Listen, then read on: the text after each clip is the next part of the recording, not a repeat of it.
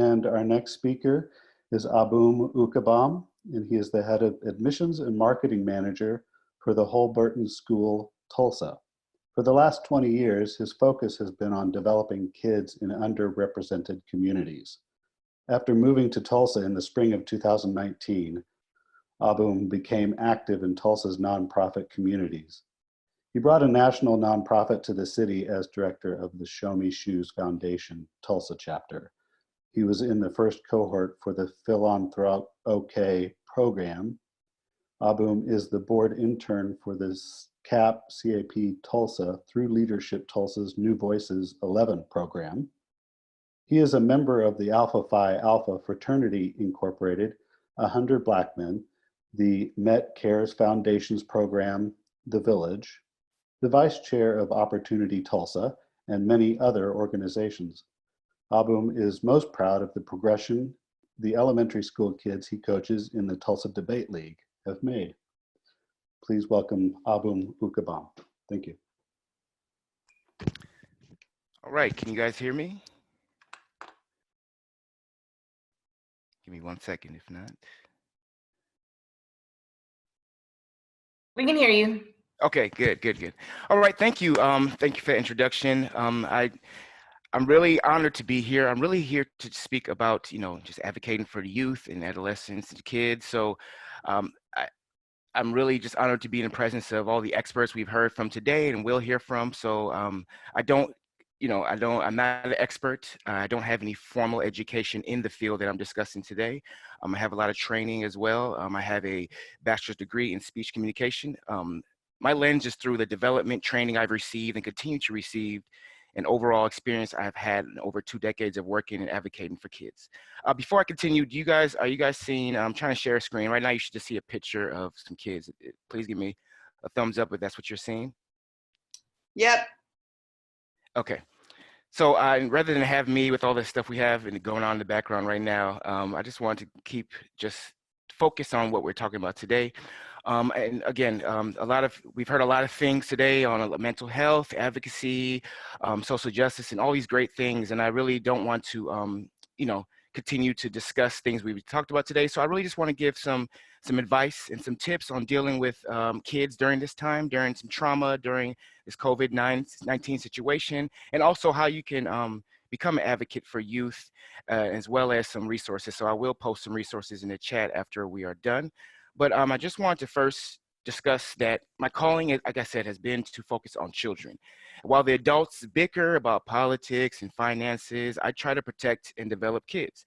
And so I have 2 quotes that I live by, and that's always helped me, it's always guided me. And one is, in knowing that while the adults are bickering, the quote I use is, "There can be no keener revelation of a society's soul than the way it treats its children." So that's from Nelson Mandela, and that's something just really to ponder, that there can be no keener revelation of a society's soul than the way in which it treats the children. The next quote that I live by is from Frederick Douglass, and it's a very poignant, short but poignant quote. "It's easier to build strong children than to repair broken men." Well, I believe it is our, it's our duty to help repair anybody at any age, but I feel like if we can get in early, then it's best to try to build strong children so we don't have to, worry about trying to repair broken men, which again is still something that's needed and something that I help volunteer in those efforts as well, but that's just something I live by. So general advice for anybody who's dealing with kids, you can pass on to your friends. You may have kids at home, but you may not. So you can pass it on to friends or coworkers, loved ones who are dealing with the youth on a day-to-day basis, not just in person. All of our interactions, we talk to them on the phone, social media, and any other way you communicate with them, okay? So the first thing I would like to discuss is patience. It's been said many times, we know we have to have patience, but I just want to kind of dive into the lens of what's going on now with kids. So the first thing you have to realize is things are being canceled in the world that seem worse than the pandemic. Whatever sporting season, graduations, prom, and etc., things that they spent years waiting for are now over. Now, we adults can wave it off as they will get over it, or it'll make them tougher. But those things, they stay with you. We all remember Think of a time, remember when you had to move and you had to switch schools and you had to leave your friends behind and, make new friends, or a parent lost their job somehow, they could have been laid off or fired. The point is, you don't forget those times. We can all think of times in our childhood or in our teen, when we're teens, things that may seem small as adult to us now, but those were big for us. And actually how you and your family dealt with this can mold you for life. So the decisions and the actions and the way people told, even the way people were empathetic to you, or the way people dealt with you during these traumatic times in your head, molded you and molded the way you cope with things. So remember, what they're dealing with now and the way we develop them during this time is going to stick with them for life. Okay, so we can make them stronger and we can also empower them, which I'll get to. So have patience for their attitude right now and trying to cope with all these quick and sudden changes. It takes time. It takes time. Okay. So one thing I want to say, passive aggressiveness is not needed. It's one of my pet peeves anyway. It's something that I don't like, but especially now with kids, passive aggressiveness is not needed. So making those small snide comments, they hurt, okay? And it may seem tame, but it can be cutting, and kids process blame. Again, I understand. They realize that you can't blame them for causing the virus. That's the first thought. They're gonna realize, well, I didn't cause this virus, but then they process blame. They process these things. So they may turn to processing in a way that they'll process your irritation and assign their presence or their age as the blame for the burdens in your life, because they're saying a lot of things that you're hearing right now. They're hearing these comments like, well, I wouldn't have to do this if you were in school, or I didn't have to make your lunch. It's not a great place for them to be in. So they're going to process that as blame. They're going to take what's going on and they're going to think sometimes that it's their fault because of their age or that them just being around you. So please be patient with that. So be careful of making them feel like a burden. Try to take the opportunity to talk about the reality of COVID-19. I'm not here to say, don't empower your kids with facts, right? I don't want you to just make them feel so anxious and fearful, but also talk about the reality, but take the opportunity to talk about how these changes may not have been ideal, but also how you will use this time to strengthen and bond with each other and bond with their family members and loved ones. Give them the benefit of the doubt and wanting to be a team player that's committed to the goals of the family during this time. A lot of times we take kids for granted. And you remember as a kid or as a youth, you understood what was going on. Sometimes you didn't know the details, but you understood what was going on and you wanted to help as much as you could. So give them the benefit of the doubt and wanting to be a team player committed to the goals of the family. Also, when we're discussing patients and helping youth in your community or communities that you typically are not in, remember you have to, when you're trying to help youth and families that you're not familiar with or in communities you're not typically in, right? They have to build trust first. So you have to be patient and know that while your intentions may be good, there is a lot of trauma that has been caused to them by maybe someone who looks like you. Okay, so that could be your color, it could be your class, or even your sex. So for instance, I'll give you an example for myself. I have to be patient when I'm working with women or young girls. And I've worked with battered women in the past, and I learned a lot through that experience. I used to be gung-ho about jumping in and showing them, listen, I'm here to help. But even then, that could be a lot for them to deal with. They have to trust you first, or they may not just never want to work with you, and that you have to be cognizant of that, and you have to be patient and understand that. So does that mean don't help? No, your help doing the background work is just as important as being in the forefront. So your help is detrimental even if you are not seen by those you're helping. So please try to find peace in that as well. And I would urge you to, if helping people or being around them and making sure they know it's you is the reason you're doing it, I would just, I would reconsider that thought and try to really ask yourself, why am I doing this and why am I trying to help? Because sometimes people don't have to know.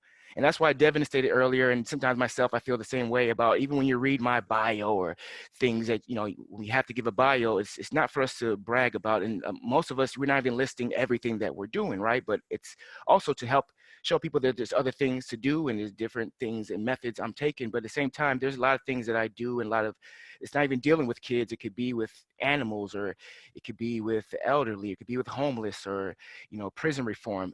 We don't have to be seen in those things. And so find peace in just helping, period. Okay. Consistency. Stay flexible while learning a schedule while kids are home during the COVID-19 outbreak. Again, I'm not here to say don't have any type of schedule or discipline. It's still needed. So keep bedtime and morning routines consistent during the week. Structure the day for learning, free time, healthy foods, and physical activity. These are I got this from the Tulsa Public Schools website. You are still the adult in their life, and so it's okay to have discipline and structure. Just like I'm saying, just try to be consistent. It keeps them calm and it's easier to manage. I'll give an example of that. I coach kids in debate, and I come in every, 2 or 3 times a week when I'm there, and it's 3 to 5 every day. I know sometimes I had to, for whatever reason at work or something that's going on, I've been a little bit late, and you can see them, acting out or going crazy. You're realizing, I shouldn't say going crazy, but just acting out. And you realize it's because they're used to a certain structure. They're used to your consistency. So they're showing you that they were scared, maybe that you weren't coming today, or, they may have been left with an adult who is, yelling at them, and they want to be in the debate time, but right now you're not there. So that consistency is very important to kids. If you're reading at 2 p.m. each day, you can better manage each day by, if you're reading at 2 p.m. each day, you can manage that by consistently reading at them at 2 p.m. than by yelling at the kid for just not reading all day. So if they're supposed to read at 2, make sure they read at 2 instead of yelling at them, did you read today? That's not fair as well. Just keep them a consistent schedule, okay? Also, you can make it fun. You could be consistently making it fun. So you can have for instance, you have the kids are reading, their schoolwork, or you maybe have them just read and just develop their reading skills and their creative thinking. You can have book club meetings with them and discuss the readings with them, and maybe have a tea party, or, you can merge lessons with the things that they're into. You may have a kid who wants to sing. They may want to rap. Instead of shunning them for them things, have them make up a rap or a song about what they read. Give me 1 second here, so I make sure. Okay. Empathy. Please, please. Empathy is so important. Kids need time. Again, they're dealing with a lot of things that they've never dealt with before. We've all never dealt with, right? This is new for the world. This is something that the world is dealing with together for the first time. But just in dealing with kids going forward from today, and with what's going on in our country and our world, kids need time. Remember that. So right now, they are, and this is something that, I don't like talking about, but we have to keep aware. Some kids are in households that school is what has been keeping them out of trouble or saving their lives, whether you want to realize it or not. It's a hard look in the mirror for us all. Schools and after school programs may have been the saving grace for our youth. And I'm not just talking about kids that are in violent environments. It's environments right now that they're just not good for kids, period. It doesn't have to be environment. It could be emotional and mental. It's scary for me to think about the kids I work with being in households with abusers. They're abusers for longer periods of time. They were in school, after school programs, sometimes for 13 hours a day. And so now they're taking that 13 hours a day back, and they're in with those people. So that's a scarier thing for me to think about. And it's, it's something I said I don't like talking about, but we have to realize this. Even at a smaller scale, I'm not, let's not let everyone off the hook. To be honest, the tension that may exist between you and other loved ones in the household may affect them as well. They're not around it all day, and now they have to be around it, and they may not be around it as much as they are in school and other activities. So now, while they are with you in a time where everyone is feeling the tension and adapting to these changes, they will absorb that tension. Again, that goes back to the passive aggressiveness. Even if it's not towards them, it could be towards someone else in the household, and kids internalize it in many ways. And we all know what I'm talking about because we dealt with it from our parents or our grandparents or just adults around us. Those things, again, you remember those things as well. So just You may see it on the surface right now, or you may not see it for a long time later on, but these things matter. The way we treat each other and the tension that you can cut with a knife in the household is very detrimental to the kids, okay? Also, let their creativity blossom. It may seem annoying sometimes as they run around the house coming up with new games or skits or anything. They just want you to constantly watch. Look at me, look at me. I know it's tough. We're working, we're trying to get our own peace of mind. But remember, this is the beginning of some of them creating. Or let's put it another way, for a lot of people who are on social media now or work with marketing, this is the beginning of your kids creating content, and you're the test audience. So the way you treat them and the way your feedback is very detrimental right now. You could stifle their dreams. You could, you not wanting to listen to them, or maybe just not liking what they're doing. It really can set the tone for the way they even present ideas to other people. You want them to feel empowered getting into high school, getting into college, if that's where they go, or wherever job or career they're in, and being able to have that confidence to speak up and fight for what they believe in. If they can't do it now at home or around their loved ones, they may not ever feel empowered to do that. So again, all these things curve the way that they will interact with each other and adults in the future. So please, don't stifle them, support them as much as you can and as much as you can tolerate. Again, it's easier said than done. I'm not saying let them run wild, doing whatever they want to do, but please sometimes realize this is their creativity. I mean, and they're in small spaces sometimes, so they may just do a lot, but we have to, accept that, okay? My final piece of advice is empower your communities. So there's going to be a time for all of us to cope and recover from what this pandemic has caused. I know it's, again, easier to say, there's light at the end of the tunnel. We will come out of this. And there are organizations and churches that are dedicated to assisting our youth. Right now, they were doing it before, they're doing it right now, and they will continue to do that. So please find ways to help them. Now, whether it's through donations, whether it's through volunteering, any type of manpower, they will need your support and not hindrance. And a lot of us are refusing to accept the finality of a lot of things. So what that means is they're canceling proms, they're canceling graduations. Well, I'm in an organization, the Show Me Shoes Foundation. We do a prom project, and we were set to assist young women in providing them prom dresses, accessories, shoes, makeovers, as well as prom night safety tips from, police officers and things like that. So I'm still at the point at refusing to believe that we're not going to be able to do something for these young ladies. Right now, I don't know if that looks like this summer. We have a big prom event we had a big prom event that was scheduled for April 3rd, to give you more context, but, moving that to the summer, so we have lofty ideas, but the point I'm trying to make is that there are things that we're going to enact as soon as we can, and we would love your help. So there's things that we're going to be doing. A lot of us refuse to believe that this is over, whether it's graduation or any type of these celebrations or any even debate. We're working every day to figure out how we're going to do tournaments, whether online or, so we're going to need your support in helping support the things that these kids loved, because we don't want it to feel like it's over, even though we have to adapt. If it is, over, we have to help our kids cope with that as well.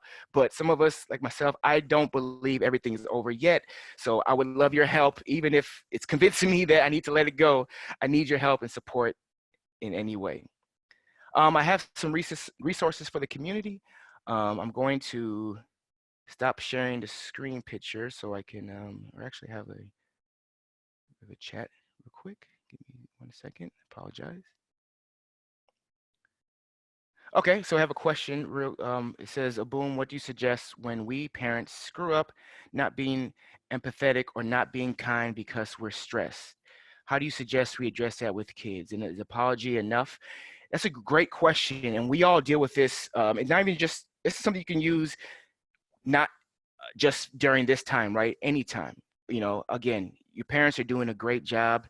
You're doing the best that you can. So we will screw up as adults, and we will get irritated, and we're not being empathetic.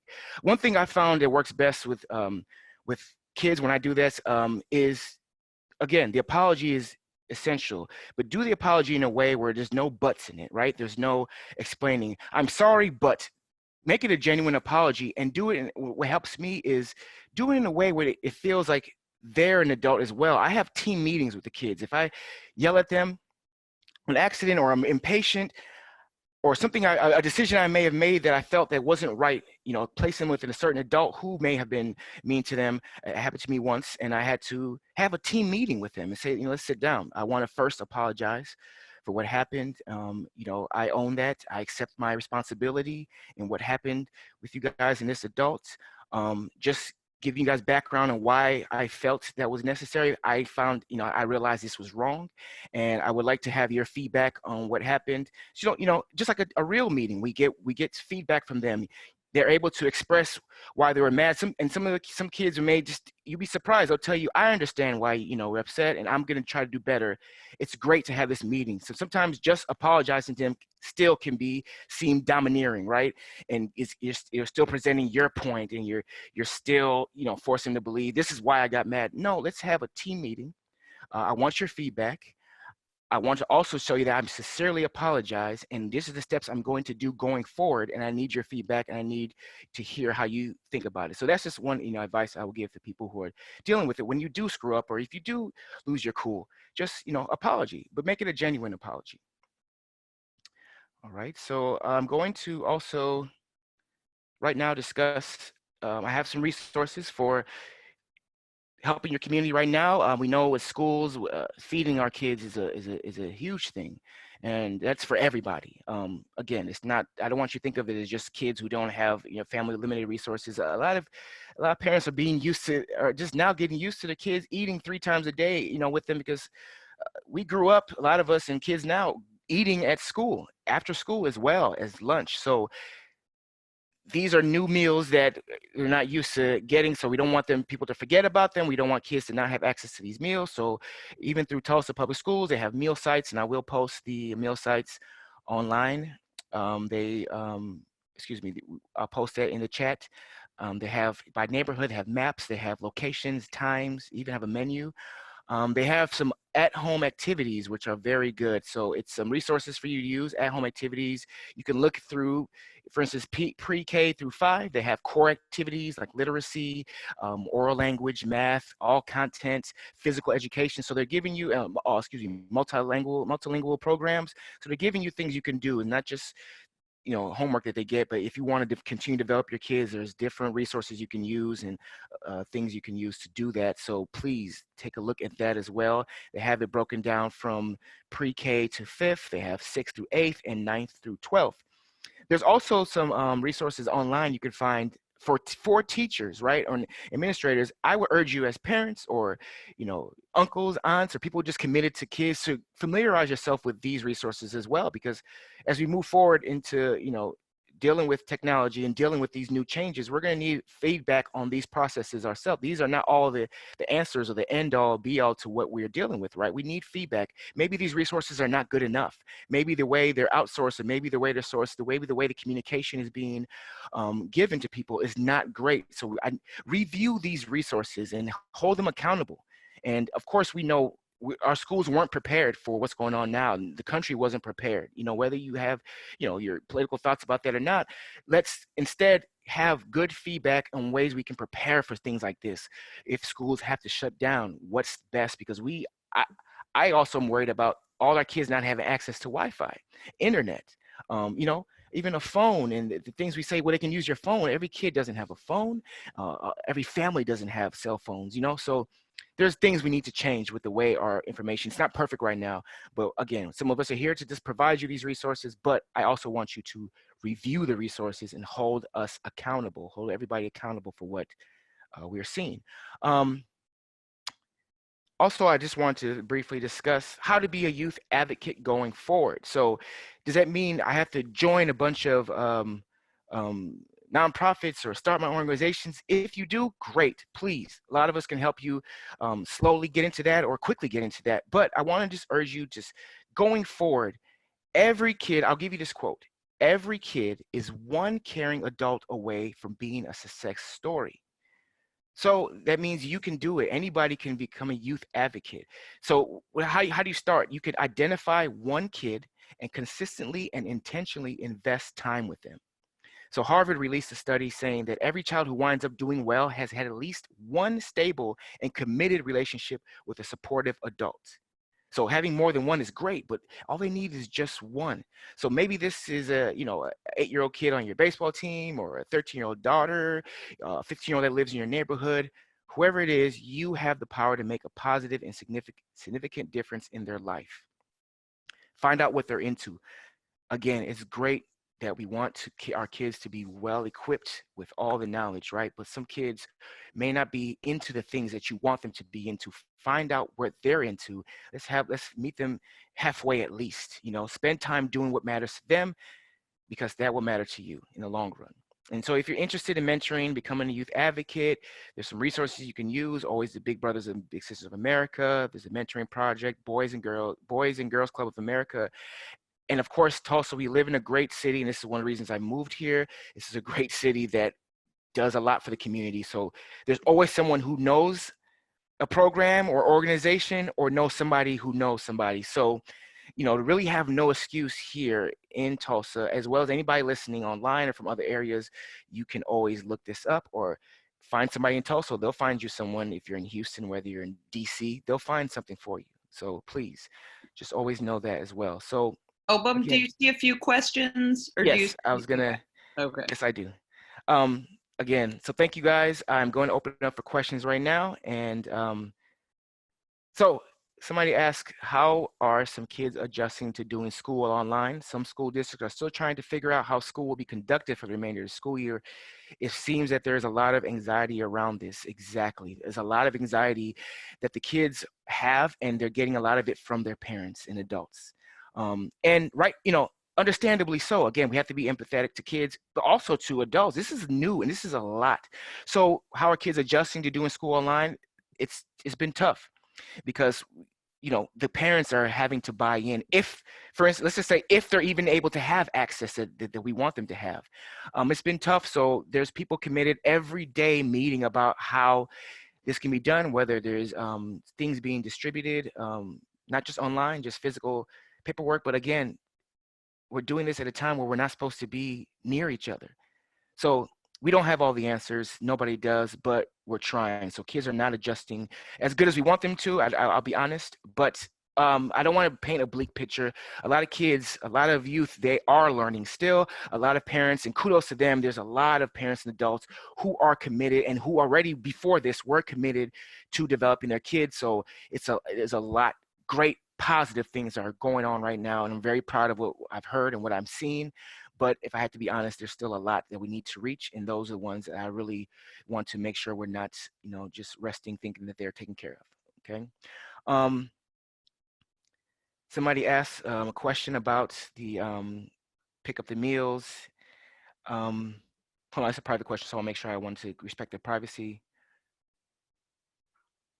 Yeah, so they're asking really, the cafeteria people told us that they have to see the kids in order to give to the kids. My personal thoughts on that is, yeah, as somebody who's worried about the kids that he serves, and who wanted to jump right out there and go get meals to kids who I know who may not get them, and go deliver to them, I was really frustrated with that too. I feel like there needs to be another system for letting people help, but I do understand why. I do understand that some people are going to take advantage of that, and they want to make sure it's kids getting the food, but we have to realize too that it's kids that may not be able to come get it, and transportation is a big issue in our communities. So yeah, I'm in the middle of it. I understand why, but it's frustrating for me as well, as being somebody who wants to help and just get a bunch of meals and distribute it. But I do know there's places like the Dream Center, Friendship Church. There's a program going on. I'll get that in the chat later. People are doing that. So even though I feel frustrated about it, I am also pointing the kids I work with and the families I work with to these resources as well. The people that may be closer to them, are people who have the ability to provide the meals. I am pointing them in that direction. Also, my school district has opted not to do online education right now, only enrichment activities online, which allows students to do activities they would normally do in computer lab at school. To address the issue of Wi-Fi, they partnered with AT&T Hotspot to have free access for the next 60 days.